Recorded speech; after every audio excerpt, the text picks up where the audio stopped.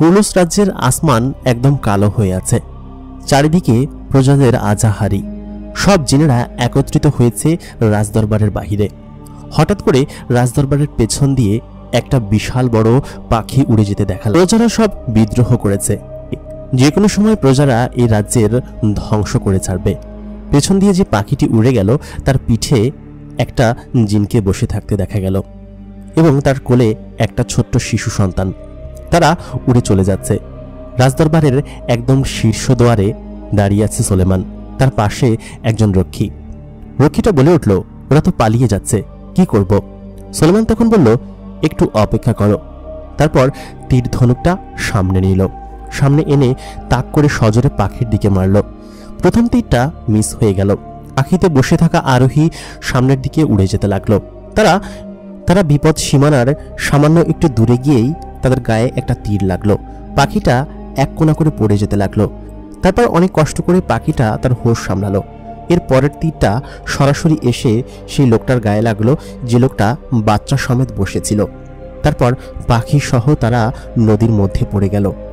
লোকটা ভাবল, নদীতে অজস্র স্রোত, এই স্রোতের মধ্যে কেউ পড়লে বাঁচার সম্ভাবনা একদম কম। তার মধ্যে এই শিশুটি এই পানির মধ্যে পড়েছে, এখান থেকে বাঁচা একদম অসম্ভব। রাজ্যের এমন থমথমে পরিবেশ শেষ কবে হয়েছিল তার কোনো হুদিশ নেই। হঠাৎ রাজ্যে এমন কালো পরিবেশ নেমে আসলো যে প্রজারা বিদ্রোহ করে রাজ্যের সকল গেট সমস্ত কিছু ভাঙতে লাগলো। হঠাৎ করেই গোলাবর্ষণ পড়তে লাগলো প্রজাদের দিকে। তারপর তারা ভয়ে এদিক ওদিক ছুটতে লাগলো। একটা থমথমে পরিবেশ। নদী ঘেঁষে একটি গ্রামের নাম আনন্দনগর। আনন্দনগরে সবাই বেশ আনন্দেই থাকে। এখানে নদীর পাশ ঘেঁষে প্রায় 100 বছর ধরে এই মানুষদের বসবাস। এরা এক প্রকার আদিবাসী, আবার এক প্রকার পাহাড়িও বলা যায়। স্বাভাবিক আধুনিক দুনিয়ার সঙ্গে এদের যোগসূত্র অনেকটাই কম। এরা শত শত বছর ধরে এখানে বসবাস করছে। নদীকে ঘিরেই যেন এদের বসবাস, নদী যেন এদের প্রাণ। এই এলাকার সর্দারের নাম ওসমান। সর্দার ওসমান একজন নিঃসন্তান দম্পতি। অনেক বছর চেষ্টা করেছে, কিন্তু তাদের কোনো সন্তান দেখা দেয়নি। এ রাজ্যের যে কবিরাজ মশাই আছেন তিনি বলেছেন, আপনার স্ত্রী কোনোদিন অন্তঃসত্ত্বা হতে পারবেন না। তার স্ত্রী তাকে অনেকবার বলেছে আরেকটা বিবাহ করার জন্য, কিন্তু সে এইসব বিষয়ে নারাজ, কারণ সে তার স্ত্রীকে অনেক ভালোবাসে। সে বলেছে, সন্তান হোক বা না হোক, আমি অন্য কোনো স্ত্রীকে গ্রহণ করতে পারবো না। প্রয়োজন হলে সন্তান না হোক, তাতে কোনো সমস্যা নেই। সর্দারের স্ত্রী তাতে বেশ খানিকটা ক্ষুব্ধ তার প্রতি। এই গ্রামটা খুবই সুজলা এবং সুফলা। চারিপাশে একদম সবুজে ঘেরা পাহাড়ি উপত্যকায় সুন্দর একটা গ্রাম। গ্রামের সর্দারের এমন নিঃসন্তান দম্পতি দেখে তাদেরকে অনেকেই বিয়ের প্রস্তাব দিয়েছে, কিন্তু সর্দার নিষেধ করে দিয়েছে এবং পরবর্তীতে বলেছে এমন কথা যেন কেউ তার কাছে আর নিয়ে আসে। একদিন সর্দার এবং তার স্ত্রী বারান্দায় বসেছিলেন। হঠাৎ করে দুজন লোক বিচার নিয়ে আসলেন।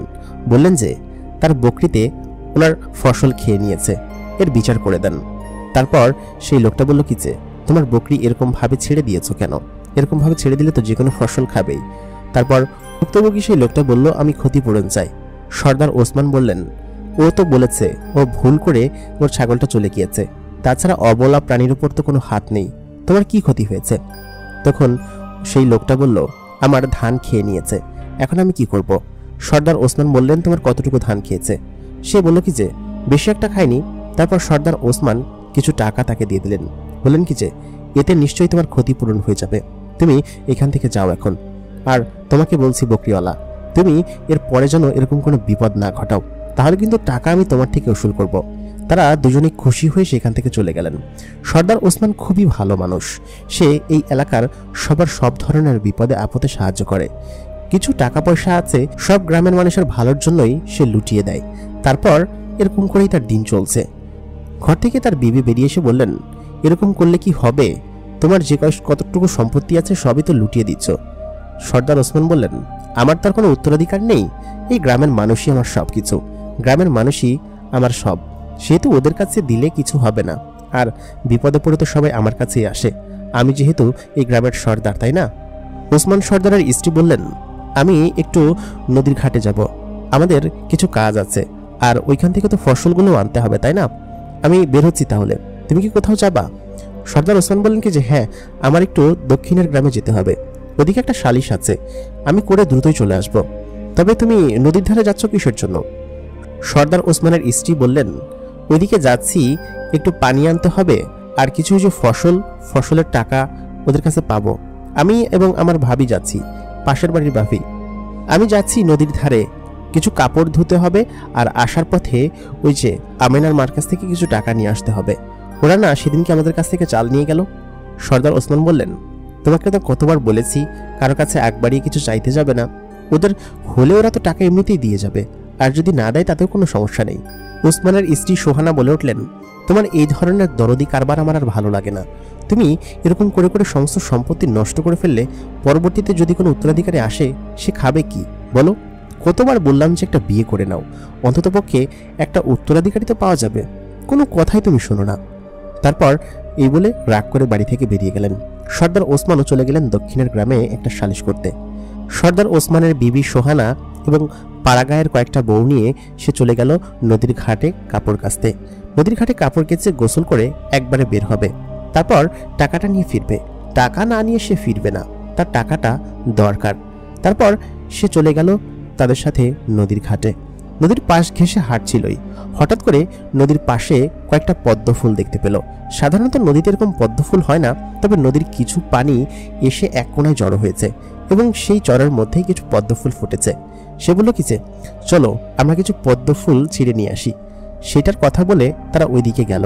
সর্দারের স্ত্রী সোহানা বলল, না না, ওদিকে এখন যাওয়া যাবে না, ওদিকে গেলে সমস্যা আছে, তাড়াতাড়ি কাপড় ধুয়ে বাড়িতে যেতে হবে, আমার আবার রান্নাবান্না বাকি। কিন্তু তার যে বান্ধবীরা এবং ভাবিরা ছিল তারা বলল, কি যে আহা চলেন না, একটু গিয়ে দেখে আসি, কতদিন পদ্মফুল আর বিলে গোসল করি না, এই নদীতে ভালো লাগে না। আর বিলের সাইডে বেশ ভালো শান্ত, চলুন ওই পাশে যাই। আপনার স্বামীকে বলে এই সাইডে একটা পার করার ব্যবস্থা করে দেন। সর্দারের স্ত্রী সোহানা বললেন, এত কিছু করে কি লাভ, চলো যাই, তোমরা যেহেতু বলছো। তারা বিলের একটু সামনে নেমেই পদ্ম ফুলগুলো তুলতে লাগলো। বিলে এখানের পানি সামান্য কম, এখানে এরকম এত সুন্দর পদ্ম ফুল হয়েছে সেটা দেখে সোহানা বেশ খানিকটা খুশি হয়ে গেল। সে নামতেই যাবে, হঠাৎ করে তার কানে একটা কণ্ঠ ভেসে আসলো। কণ্ঠটা শুনে তার পরাণ কেঁপে উঠল, একদম আত্মা যেন নড়ে উঠল। কণ্ঠটা একটা শিশুর কান্নার শব্দ। সে দৌড়ে সেখানে গেল। কোন দিক থেকে কণ্ঠটা ভেসে আসছে সেটা একদম উতলা হয়ে গেছে, কারণ একটা শিশুর কান্না তার জন্য যে কতখানি মায়াময় সেটা সে ভালোভাবেই বোঝে। সে নিঃসন্তান। সে যখন সেই কান্না ফলো করে সামনের দিকে আগাতে লাগলো, খানিকটা দূরে গিয়েই দেখতে পেল টুকরিতে মোড়ানো একটা শিশু টুকরির উপর শুয়ে কান্না করছে। দেখে মনে হচ্ছে প্রচণ্ড ক্ষুধার্ত। তার গায়ে বেশ কিছু পোকা লেগেছে এবং তার হাতে এবং গায়ে যে ধরনের পোশাক তাতে দেখে মনে হচ্ছে সে কোনো রাজকীয় সন্তান। তাড়াতাড়ি সোহানা বাচ্চাটাকে তুলে নিল। বাচ্চাটার গায়ে বেশ কিছু পানির পোকা লেগেছে, তারা তাকে কামড়াচ্ছে। বাচ্চাটা হয়তো এজন্যই চিৎকার করছে। কতক্ষণ ধরে কান্না করছে আর চিৎকার করছে কে জানে। কান্না করতে করতে তার পেট একদম শুকিয়ে এসেছে। সোহানা দ্রুত তাকে কোলে নিয়ে তার বুকের সঙ্গে লাগালো। সোহানার চোখ দিয়ে গলগলিয়ে পানি পড়তে লাগলো। একটা সন্তান, সে একটা সন্তানের জন্য কত কিছুই করেছে। সঙ্গে সঙ্গে তার যেসব বান্ধবী এবং সাথীরা ছিল তারা দৌড়ে আসলো। তারা দেখলো সোহানার কোলে একটা সন্তান একটা টুকরিতে করে ভেসে এসেছে। কোথা থেকে ভেসে এসেছে কে জানে, তবে সন্তানটা দেখতে একদম রাজপুত্রের মতো। এরকম রাজপুত্র ছেলে সন্তান তারা এই জন্মে বা এই তল্লাটে কোনোদিন দেখেনি। এত চমৎকার, এত সুন্দর। সোহানা সঙ্গে সঙ্গে তাকে বুকের সঙ্গে জড়িয়ে ধরলো এবং তাকে থামানোর চেষ্টা করলো, কিন্তু কোনোভাবেই থামছিল না, কারণ শিশু সন্তানটি অনেক ক্ষুধার্ত ছিল দেখেই মনে হচ্ছে। তারা দৌড়ে সেখান থেকে উপরের দিকে আসলো।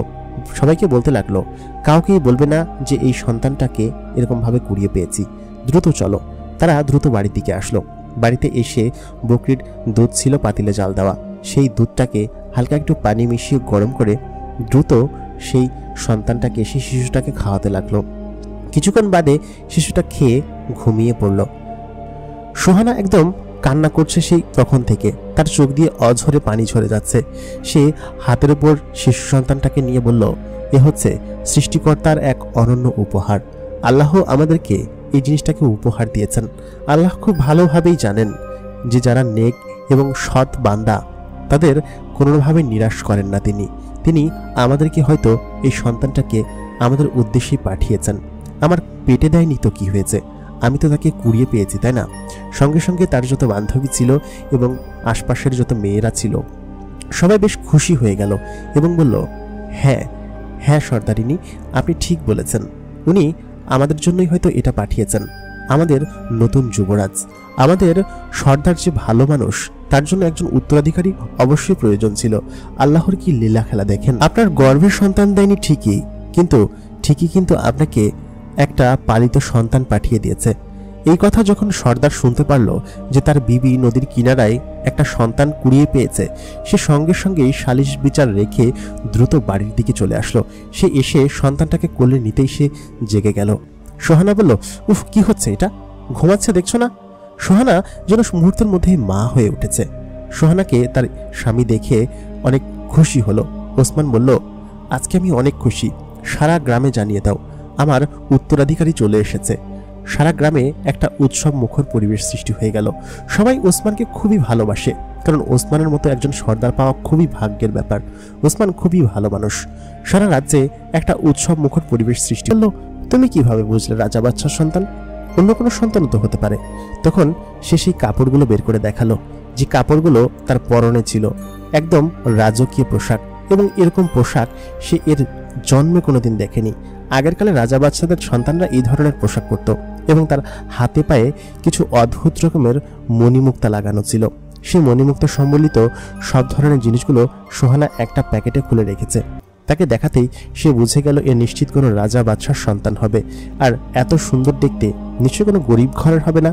ওসমান সাথে সাথে ভয় পেয়ে গেল এবং বলল, কেউ যেন কখনো এগুলোর ব্যাপারে জানতে না পারে। তুমি তোমার বান্ধবীদেরকে বলে দিও, ঠিক আছে? তারপর সোহানা বলল, হ্যাঁ আমি ওদেরকে বলে দিয়েছি, এসব বিষয় নিয়ে ওরা কাউকে কিছু বলবে না, সবাই আমাদের বিশ্বস্ত। হঠাৎ করেই ওসমানের ঘর আলো করে যে এরকম একটা সন্তান আসবে তা কখনো কল্পনাই করেনি। বেশ কিছু বছর সেখানে কেটে গেল। ছেলেটার নাম রাখা হলো ইউসুফ। ইউসুফ দেখতে খুব সুন্দর। ইউসুফ নবীর নামে তার নামকরণ করা হলো, একদম ইউসুফ নবীর মতো ছিল, সেহেতু তার নাম রাখা হলো ইউসুফ। প্রায় 3-4 বছর কেটে গেল। ইউসুফ আস্তে আস্তে বড় হলো এবং সে সমস্ত গ্রাম ভরে ছুটে বেড়াতো, খেলে বেড়াতো। ইউসুফের মতো দুষ্টু বাচ্চা এই অঞ্চলে আর একটা নেই। তার গায়ে যেমন শক্তি, তার মাথায় তেমন বুদ্ধি। এমন চমৎকার সন্তান পেয়ে তারা অনেক খুশি, কারণ ইউসুফ ছোটবেলা থেকে খুব বুদ্ধিমান। তাকে কেউ প্রশ্ন করলে সে সেই প্রশ্নটার সাথে সাথে জবাব দিয়ে দিত, এবং যে কোনো ভারী জিনিস তার পক্ষে তোলা খুবই সামান্য ব্যাপার ছিল। যে জিনিসটা তার বয়সী বাচ্চারা একদমই তুলতে পারতো না, সে সেই জিনিসটা খুব সহজেই তুলে ফেলত। ইউসুফের বয়স তখন 4.5 বছর কি 5 বছর হবে। একদিন তাদের বাড়িতে একটা কাজ চলছিল, সেখানে কিছু ইট নেওয়ার কাজ চলছিল। মিস্ত্রিরা পাথরের কিছু অংশ এই পাশ থেকে ওই পাশে নিয়ে যাচ্ছিল, কারণ পাথর দিয়ে ঘরটা তৈরি হবে এবং সুন্দর করে পাথরের ইট তৈরি করা হয়েছে। যেহেতু এই অঞ্চলে ইটের কোনো প্রচলন ছিল না, আর এরা যেহেতু একদম ডিজিটাল দুনিয়া থেকে আলাদাভাবে থাকে, একদম অজপাড়া গায়ে, যেখানে শুধুমাত্র এদের নিজেদেরই বসবাস, সেখানে এরকম পাথর দিয়েই ঘর তৈরি করা হয়।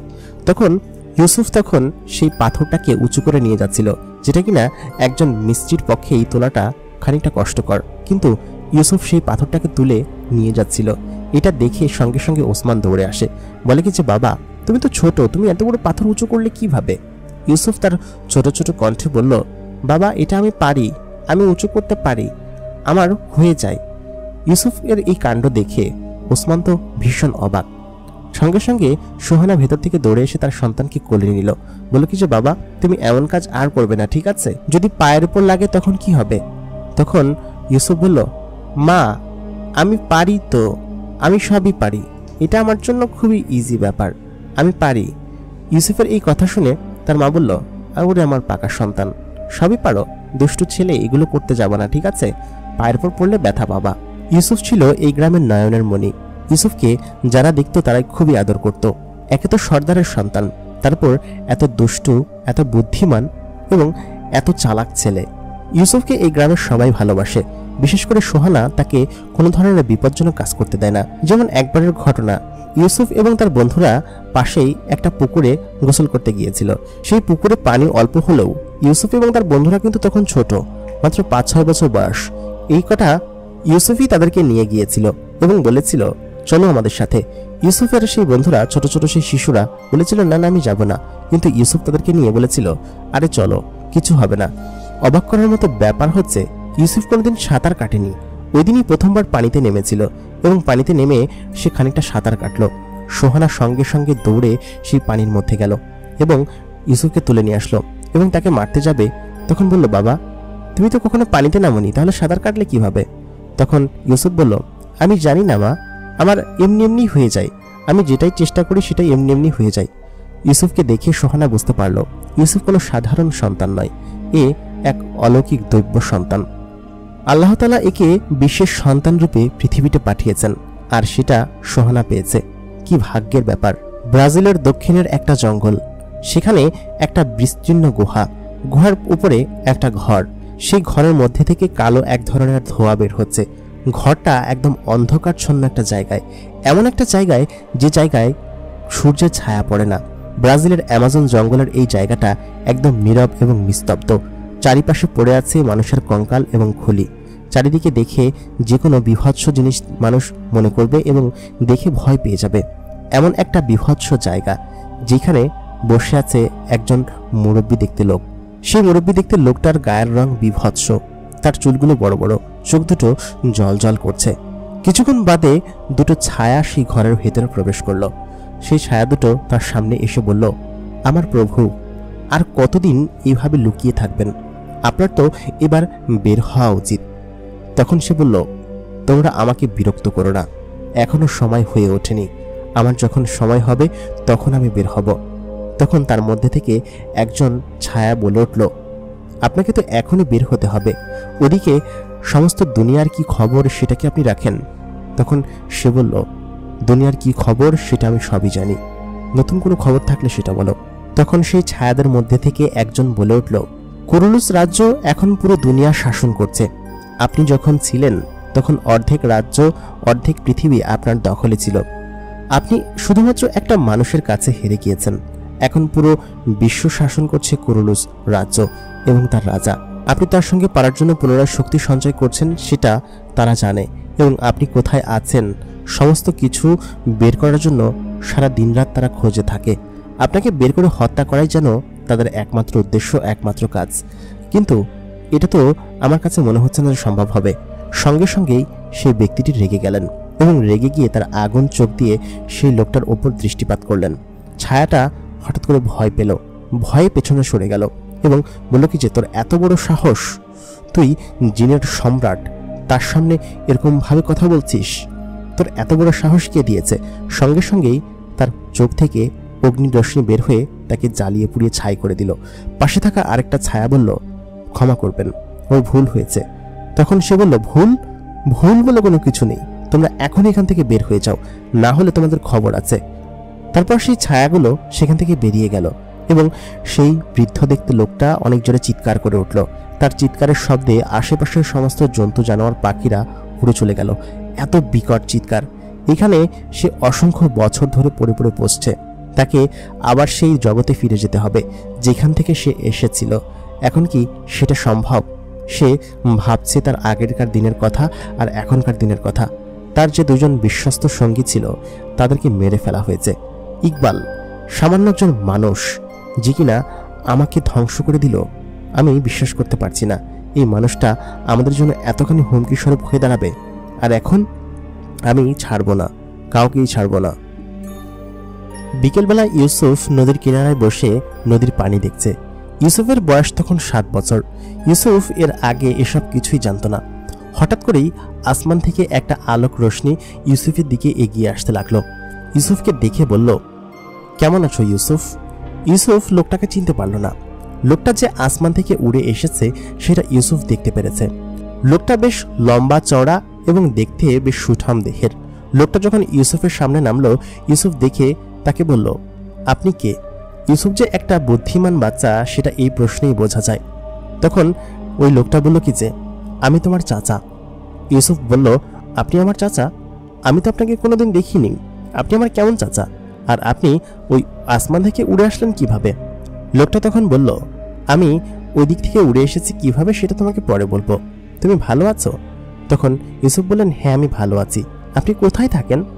তখন ইউসুফকে তার মা সোহানা ডাক দিল, বলল, ইউসুফ, ইউসুফ কোথায়? সন্ধ্যা লেগে গিয়েছে, তাড়াতাড়ি বাসায় আসো, তাড়াতাড়ি এসে পড়তে বসো, তাড়াতাড়ি। ইউসুফ বলল, আসছি মা। তারপর সেই লোকটা বলল, এখন যাও, তোমার সঙ্গে আজকের রাত্রে আমি দেখা করতে আসব, ঠিক আছে? ইউসুফ বলল, আচ্ছা ঠিক আছে চাচা, আমি তাহলে এখন গেলাম, আমার মা আমাকে ডাকছে। তারপর ইউসুফ ভেতরে চলে গেল বাড়ির। সেই লোকটা আবার অদৃশ্য হয়ে গেল। ইউসুফকে তার মা বলছিল, কার সঙ্গে কথা বলছিলি? তারপর ইউসুফ বলল, একটা লোক, সে আমাকে বলল সে নাকি আমার চাচা। লোকটা ওই উপর থেকে উড়ে এসেছে, উড়ে এসে আমার সামনে দাঁড়ালো, তারপর আমাকে বলল সে নাকি আমার চাচা। তারপর সোহানা বলল, উড়ে এসেছে মানে? তুই কোনো স্বপ্ন দেখছিস নাকি?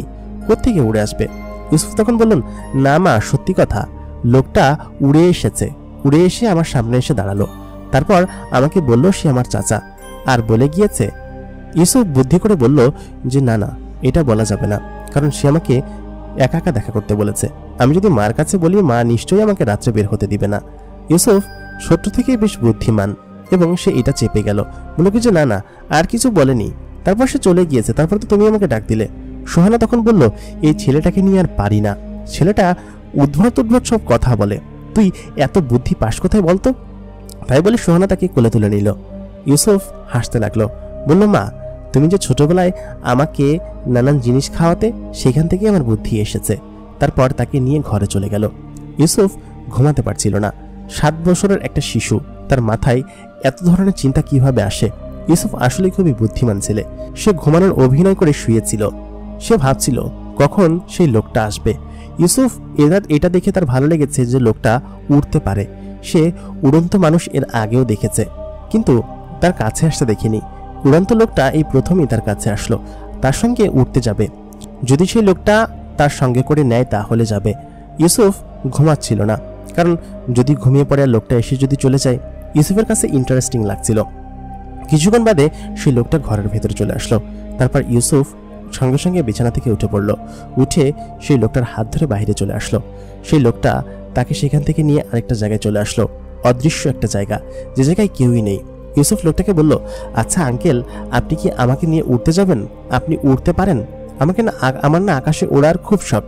সেই লোকটা বলল কি যে, হ্যাঁ বাবা, তোমাকে আকাশে উঠতে নিয়ে যাব, তারপর আমরা অনেক কিছু দেখব, ঠিক আছে?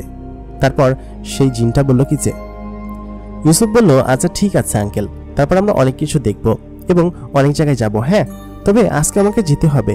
আমার মা যদি দেখে ফেলে আমি নেই, তাহলে কান্নাকাটি করবে, আমাকে খুঁজতে থাকবে। যেমন কথা তেমনই কাজ। ইউসুফ বেশ বুদ্ধিমান ছেলে, আগেই বলেছি।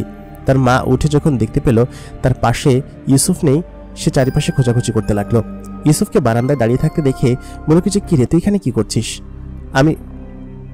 ইউসুফ তখন জানালো, মা, আমি তো বাইরে এসেছিলাম শীষ দিতে, তুমি ঘুমাচ্ছিলে, তাই তো আমাকে ডাক দিইনি।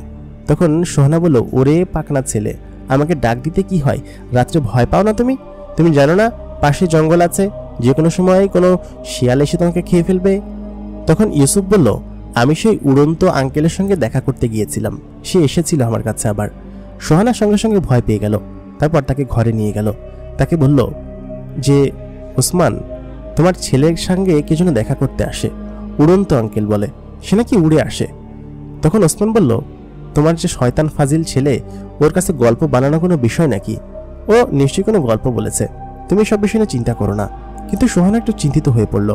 রাতের বেলা হঠাৎ করে ইউসুফ এরকম ভাবে ঘর থেকে বের হয়ে যায়, আবার কারোর সঙ্গে কথা বলতে দেখে, কিন্তু সেই লোকটাকে দেখে না। ইউসুফ তাহলে কার সঙ্গে কথা বলে? ইউসুফের কোনো মাথায় সমস্যা হলো নাকি? সোহানা বেশ খানিকটা চিন্তিত হয়ে পড়ল। পরদিন সকালবেলা তাকে বৈদ্যমশাইয়ের কাছে নিয়ে গেল, বলল এরকম এরকম করছে। তখন বৈদ্যমশাই বলল, মানসিক সমস্যা হতে পারে। সোহানা তখনই কেঁদে ফেলল। তার সন্তানের মানসিক সমস্যা হবে, এটা আসলে খুবই দুঃখজনক বিষয়। সোহানা বলল কি যে, আপনি ফালতু কথা বলবেন না, আমার ইউসুফ একদম ঠিক আছে, সে একদম সুস্থ আছে। তারপর সে ওকে ওখান থেকে নিয়ে আসলো।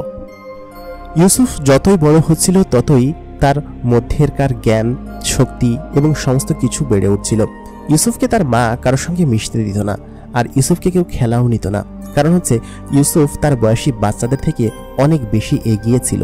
তার বয়সী বাচ্চাদের সঙ্গে কোনো খেলাধুলায় নিত না। যেমন যদি দৌড় প্রতিযোগিতা হতো, ইউসুফের আগে কেউই দৌড়াতে পারত না। সে এত দ্রুত গতিতে দৌড়াতো যেন বাতাস কেটে দৌড়াচ্ছে। যে কোনো খেলায় তাকে নিলে সে সেই খেলায় প্রথম হয়ে যেত।